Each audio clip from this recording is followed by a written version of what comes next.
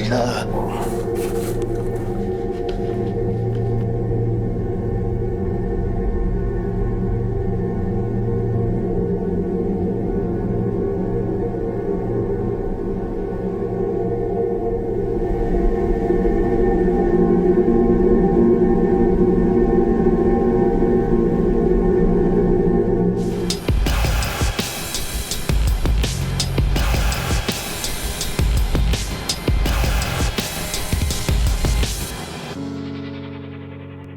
Aujourd'hui, on va tenter de faire un tour d'horizon des films en relation avec le métal. Alors évidemment, on va pas tous les citer en une vidéo, déjà parce que je les connais pas tous, et puis que de toute façon, vous n'hésiterez pas à faire vos remarques en commentaire. Attention, j'ai décidé de me pencher sur les films et uniquement sur les films.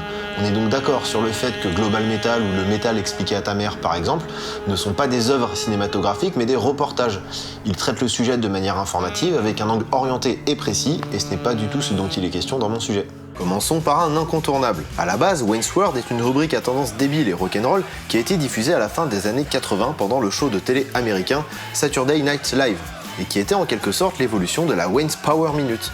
Une chronique absurde et heavy metal du show canadien It's Only Rock and Roll, qui était présenté par Mike Myers, ou plutôt par son personnage, Wayne, héros des films que vous connaissez tous, Wayne's World 1 et 2. Ces deux comédies sont aujourd'hui complètement intégrées au paysage rock, voire même à la pop culture, et si vous faites partie des rares qui ne connaissent pas encore les aventures de Wayne Campbell et Garth Algar, il va falloir combler cette lacune au plus vite. Bien que ne traitant pas du sujet en profondeur, la personnalité attachante des personnages, leur humour bien personnel et l'univers dans lequel ils évoluent font de Wayne's World un dessin joyeux et crédible de ce que pouvait être le rock'n'roll vécu par deux éternels ados à la fin des années 80. Un jour, elle sera mienne. Oh oui, un jour, elle sera mienne. On continue par un personnage incontournable du rock actuel qui s'est imposé comme musicien, mais aussi comme acteur à travers des comédies comme L'amour extra large, Les voyages de Gulliver ou le terrible Be Kind Rewind. Il s'agit de Jack Black. Et aujourd'hui, on s'intéresse surtout à son groupe Tenacious D, de la folk rock à tendance heavy metal qui a donné naissance à une série télé, mais surtout au film Tenacious D in the Peak of Destiny, où le groupe part à la recherche d'un médiator magique leur assurant le statut de rockstar. Le film est porté par la personnalité frénétique de Jack Black, ses mimiques improbables et son dévouement aveugle rock'n'roll.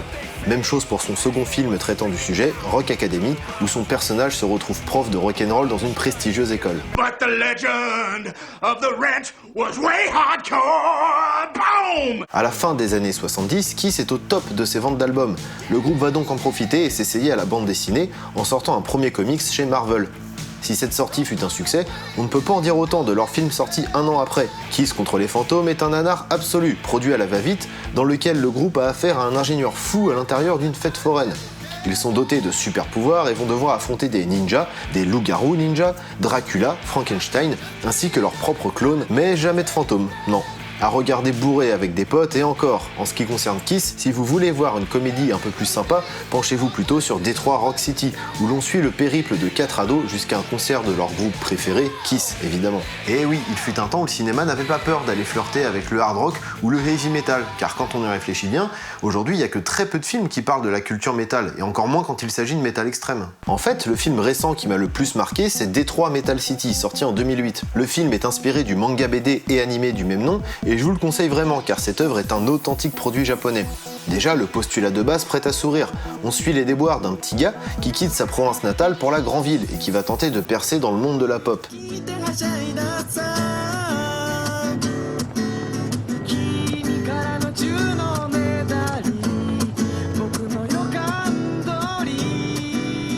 Bah quoi? Moi je trouve ça sympa. Et qui finalement devient la metal star la plus démoniaque que le pays ait connue. Ouais, enfin, c'est surtout un clown. Bien sûr, il ne l'assume pas du tout, va même jusqu'à s'en cacher auprès de son entourage, et c'est à partir de là que l'histoire commence. Ce qui est cool avec ce film, c'est qu'il parodie le genre de manière tellement grossière et se permet tellement de liberté que ça donne des situations complètement débiles et extrêmes, comme par exemple ce battle final entre le personnage principal et le maître du black metal, ouais, cherchez pas, où le héros doit chanter aussi vite que son rival enchaîne les notes sur son manche de guitare. Putain, ça n'a aucun sens, mais c'est drôle et jusqu'au boutiste dans la connerie. Petit passage par la France obligatoire. Si les anglo-saxons ont eu droit à d'imparables comédies comme Wayne's World ou Spinal Tap, je ne vais pas développer mais foncer sur ce dernier, en France on a eu droit à Pop Redemption, et ce film met bien en avant les risques de vouloir traiter au cinéma d'un milieu aussi codé et souvent pointu que celui du métal, surtout dans ce cas précis où les protagonistes sont musiciens dans un groupe de black metal. Si ce long métrage en tant que comédie ne m'a pas fait sourire plus que ça, les personnages ne m'ont absolument pas convaincu non plus, et encore moins dans leur habit de pseudo-trou beumeux. Leur univers, leurs attitudes, leur façon de s'exprimer, leur nom, leur musique, rien ne m'est apparu comme familier ou même bien visé dans ce film. Et pourtant, vous le savez, chez Two Guys One TV, on est plutôt ouvert et l'autodérision, on connaît. Là où des humoristes comme les Inconnus parvenaient à faire rire et à mettre quasiment tout le monde d'accord avec leurs caricatures pas si absurdes des hardos dans les années 90, je n'ai vu dans Pop Redemption qu'une parodie facile et naïve. Pas méchante, certes, mais longue et maladroite. Comme je l'expliquais dans l'épisode sur l'humour, quand on veut parodier un genre, ou du moins le dédramatiser en l'abordant avec un ton plus léger, mieux vaut avoir très bien étudié son sujet, ou avoir une écriture suffisamment intelligente pour se réapproprier les codes qu'on tente de mettre en scène. Bref, il y a tout un tas de films sur l'univers du rock'n'roll, souvent dans la comédie, mais pas seulement. Donc allez, 2 petits derniers pour la route. Presque célèbre, de Cameron Crowe, nous conte les péripéties d'un tout jeune chroniqueur faisant ses premiers pas dans le monde du journalisme musical. Il va découvrir le monde du rock'n'roll, la vie en tournée, les groupies, ainsi que le business lié au rock'n'roll. Un très beau film, bien immersif et qui personnellement me tient à cœur. Pour finir, dans un genre totalement différent mais bien fun, Hard Rock Zombie, un film d'horreur de série Z bien naze mais qui possède par contre une BO sympa. Pareil, allez-y avec un coup dans l'aile parce que franchement c'est vraiment nul. Causons un peu d'animation maintenant. Et commençons avec Heavy Metal. Ce film, qui est en fait le récit de plusieurs aventures contées sous forme de dessins animés, s'inspire directement des bandes dessinées du magazine français Metal Hurlant. La revue a été adaptée aux États-Unis en 1977 sous le nom de Heavy Metal et en série depuis 2012. Cette série d'ailleurs ne respecte pas trop l'univers des bandes dessinées et du film. Mais bref. La simplicité du récit permet de s'évader rapidement. Oscillant entre monde fantastique et cyberpunk, on a parfois l'impression de se faire balader dans une bonne vieille cover d'un groupe de prog ou de heavy. Le combat du bien contre le mal, une bonne dose de sexe, une BO hard rock et heavy metal, avec du Black Sabbath, du Trust et du Cheap Trick, bref, tant d'éléments qui méritent qu'on jette un œil sur cette œuvre, et d'ailleurs certains d'entre vous ont sûrement déjà eu affaire à cet univers dans South Park, car oui, la série rend hommage dans l'épisode Planète Gronibar de la saison 12, lorsque Kenny se défonce à la piste de chat. Heavy Metal a eu droit à une suite, Heavy Metal 2000, un film composé d'une seule histoire, cette fois avec une animation et une BO un peu plus moderne.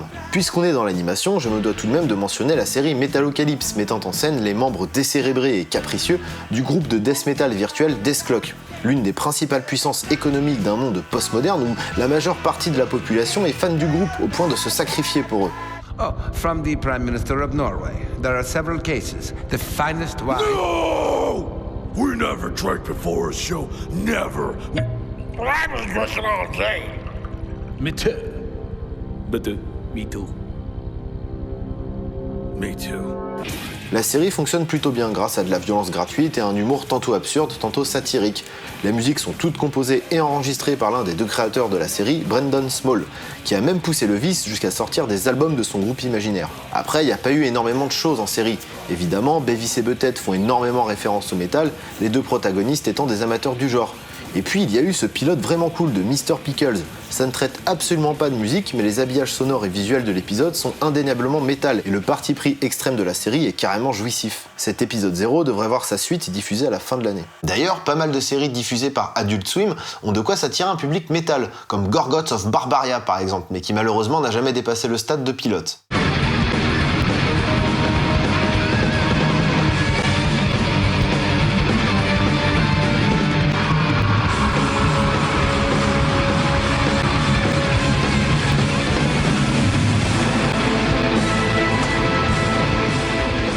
Si on parle de métal qui influence des films, on peut aussi parler du cinéma qui influence le métal. Et oui, il y a même un style qui a été créé en hommage au cinéma à gros budget.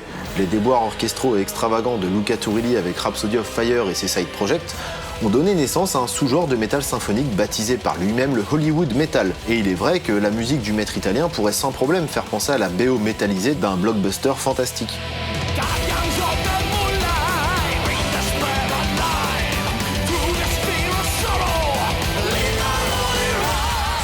D'ailleurs, ce n'est pas le seul à proposer une musique orchestrale proche de ce qu'on peut retrouver dans certains films d'Hollywood, les derniers albums de Nightwish et de Septic Flesh étant les premiers exemples qui me viennent en tête.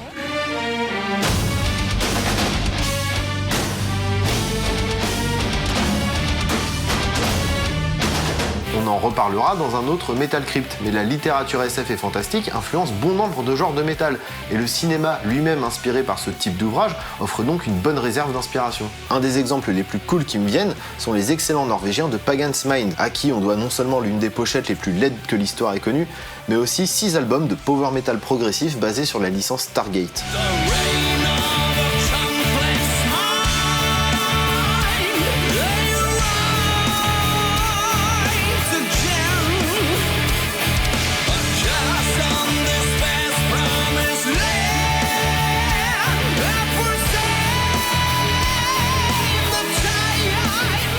Mais l'influence du cinéma sur le métal ne s'arrête pas là, car on sent bien que d'autres ont plutôt été inspirés par ce cinéma à petit budget qu'on ne laisse pas entre toutes les mains. Ce n'est un secret pour personne, les groupes de death metal et surtout de brutal death adorent flirter avec les limites de la censure en blindant leurs covers d'hémoglobine, de cadavres, de zombies et autres petites fleurs roses toutes mignonnes, George Romero et Tom Savini ayant sûrement leur part de responsabilité là-dedans. Évidemment, les amateurs de série Z et de cinéma d'horreur ne se sont pas tous adonnés aux joies du death metal. Non, certains ont préféré faire du trash et d'autres du metal indus, comme Rob Zombie, mais lui est même allé jusqu'à réaliser des films du coup. Et même dans le hardcore, on peut trouver ce genre de références cinématographiques, comme par exemple le groupe nantais Traumatase Youth, visiblement traumatisé par la société Trauma, producteur de nanars et de films trash depuis 1974, et notamment par leur Toxic Avenger, personnage défiguré à la force surhumaine, héros d'une saga à son nom. Partageant un imaginaire commun et un esprit do-it-yourself sur les premières productions, on sent bien que le cinéma fantastique, mais aussi le cinéma de niche et les films décalés ont pu avoir un certain impact sur la scène métal. Quant aux films qui traitent directement du métal,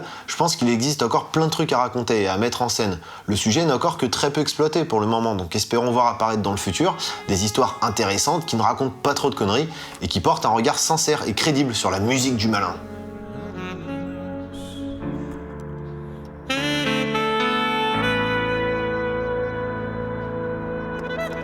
Yeah.